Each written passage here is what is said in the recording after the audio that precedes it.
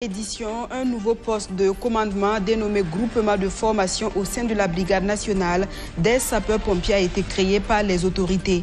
Et c'est le chef de bataillon Blaise Wango qui est aux commandes de cette nouvelle unité depuis ce jeudi. Ambiance de la cérémonie de prise de commandement à suivre dans ce journal. Et puis, la Croix-Rouge burkinabé et ses partenaires sensibilisent sur la migration irrégulière. Ce phénomène a encore la peau dure au Burkina Faso. Il faut changer la donne à travers une scène de théâtre. Les conséquences auxquelles les jeunes s'exposent, danger, exploitation humaine, séparation familiale, violence, ont été présentées aux jeunes principaux acteurs de ce phénomène. Voilà pour l'essentiel de l'actualité de la mi-journée sur BF1. Merci de nous choisir. Également, les promoteurs de cabinets médicaux et de polycliniques privées du Burkina Faso en conclave à Bobo-Dioulasso, réunis en assemblée générale ordinaire le 18 avril dernier, les membres de l'APROCLIB ont saisi cette occasion pour faire le bilan de leurs actions et révisiter leur mode de gestion et en tirer les enseignements nécessaires en vue d'améliorer leurs prestations. Objectif affiché, renforcer la qualité des services de santé offerts aux populations et mieux se projeter pour les défis à venir. Le compte-rendu de Benjamin Kwame. 2 jours de réflexion, de participation active et de proposition de solutions pour un meilleur fonctionnement des agents de santé du privé.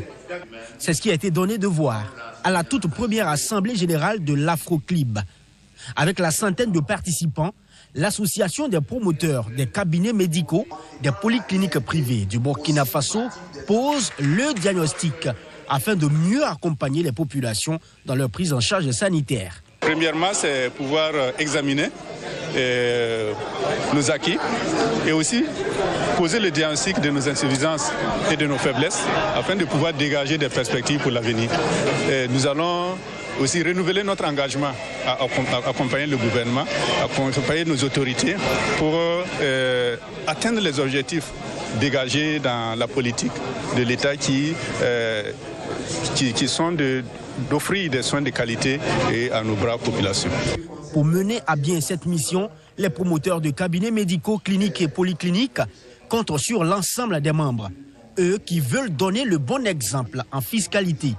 Une formation est animée et porte sur les obligations fiscales des établissements sanitaires privés. Chaque année, à travers la loi des finances pour l'exécution du budget de l'État exercice 2026, il y a des changements qui interviennent dans le dispositif fiscal burkinabé, que ce soit en termes d'élargissement d'assiette de l'impôt, en termes d'amélioration de son rendement, en termes d'ajustement technique ou de faveur fiscale accordée à des contribuables.